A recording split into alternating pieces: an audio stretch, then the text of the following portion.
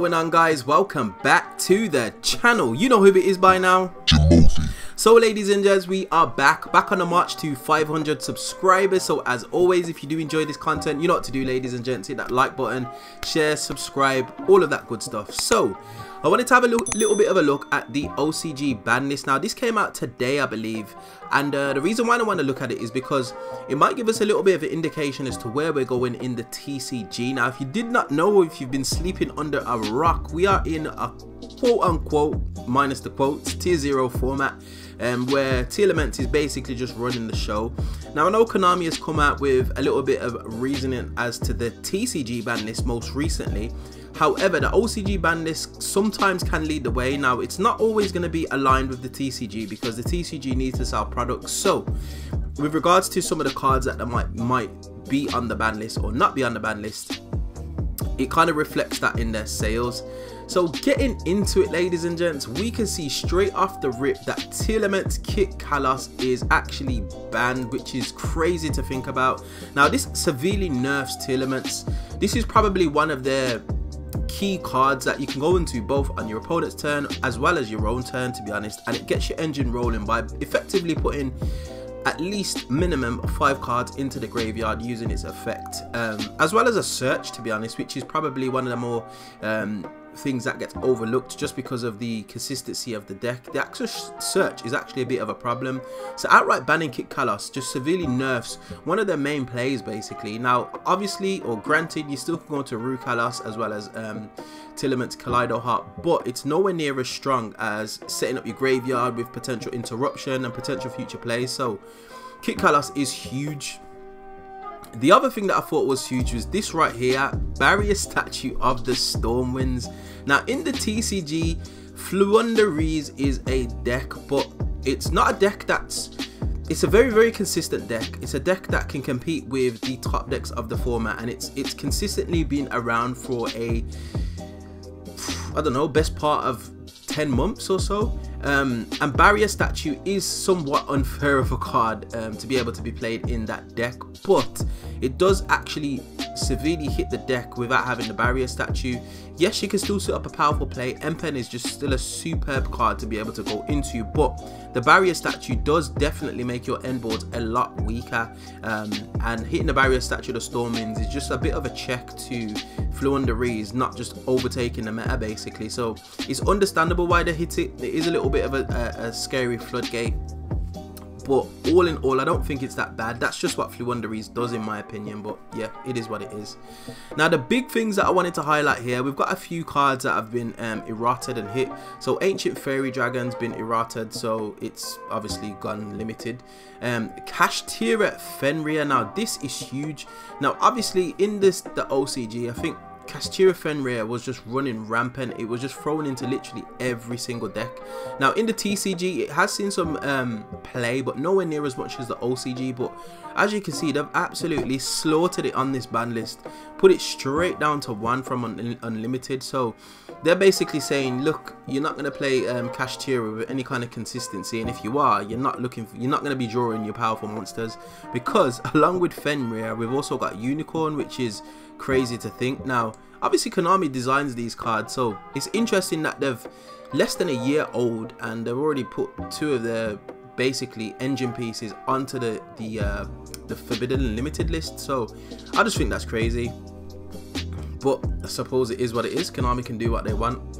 The other big hits were Tearlaments Shiren as well as Tearlaments Rhino Heart. Now looking at this, when I actually looked into it, I was like, do you know what, Kit Kalos is a bit of a hit, but it still can do some stuff. And then when I scrolled down the list and seen the Shiren as well as the Rhino Heart, I was like, wow, they absolutely slaughtered Tearlaments on this list. None of the Ishizu cards, and I had this discussion with a few of my friends. Shout out to Fabs and Sanctum Squad, and we were saying that the Ishizu cards are strong, but Tearlaments is definitely what pushes them over the edge. Like the Tearlaments card, I mean the Ishizu cards are found in some of the Naturia decks, but they're nowhere near as strong as what you see in the Tearlaments deck. And obviously Tearlaments are a very consistent deck by themselves, and then just having the access to shuffle back some of their engine as well as just have a bit of a disruption just pushes the deck over the top. So then when I seen the Rhino Heart and the Shiren, I was just like, do you know what, they've actually slaughtered it, because Rhino Heart being one of your main normal summons severely nerfed, so the consistency of the deck has gone down, as well as Shiren, which is the ability to kind of play without a normal summon, because you can actually activate Shiren's effect, and if you're lucky enough with your mills, you can actually just pop off and just continue to combo off without actually consuming your normal summon, which is it's a bit of a problem. And I think that's where Konami was going with limiting the Shiren, just because I wanted to just make the deck a little bit inconsistent, to make it a little bit riskier to go for a said play, because if your Shiren gets negated, for example, you have to commit to the normal summon,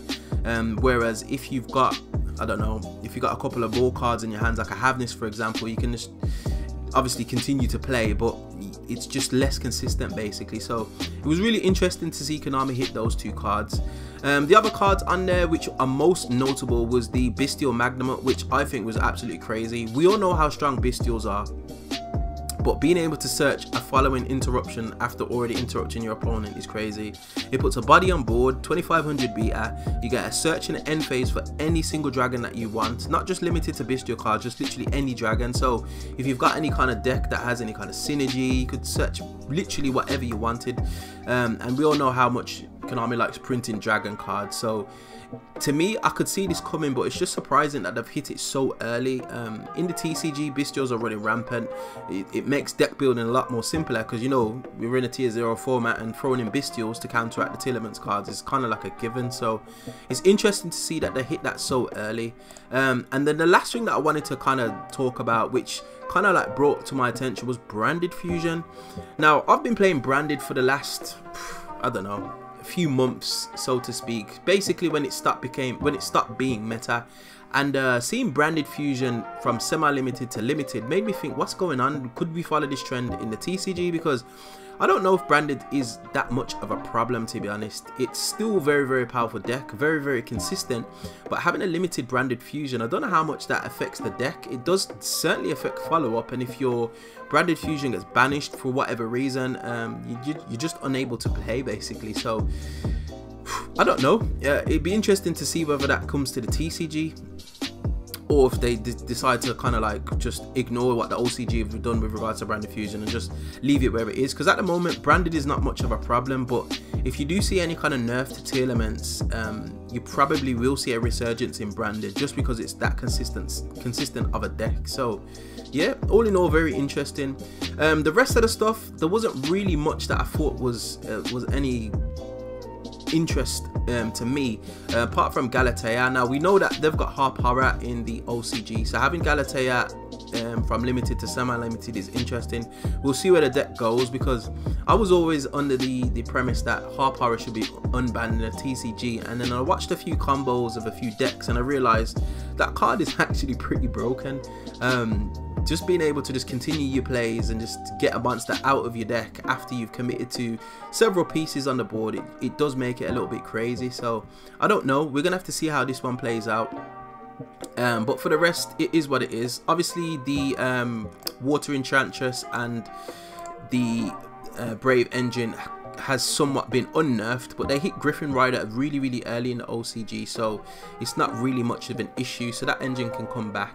But all in all, ladies and gents, a very, very interesting list. Tell me what you think in the comment section. Do you think Konami is going to follow the OCG here in a TCG and kind of like just mirror what you've seen here? It is a bit of a heavy ban list, and hopefully, fingers crossed, if we do get a ban list sometime next year, maybe, I don't know, January, maybe the start of February or something like that, we get a bit of an explanation as to why, especially if it's going to be as large as what the OCG has done here, because this is a huge list, somewhat reminiscent of, I believe it was like January 2020 when Konami just slaughtered everything in the TCG. But yeah, it is what it is. But anyway, we come to the end of another video. As always, if you do like this content, you know what to do by now. Hit that like button, share, subscribe, all of that beautiful good stuff, and I will definitely see you guys in the next video. Hope you enjoyed. Peace.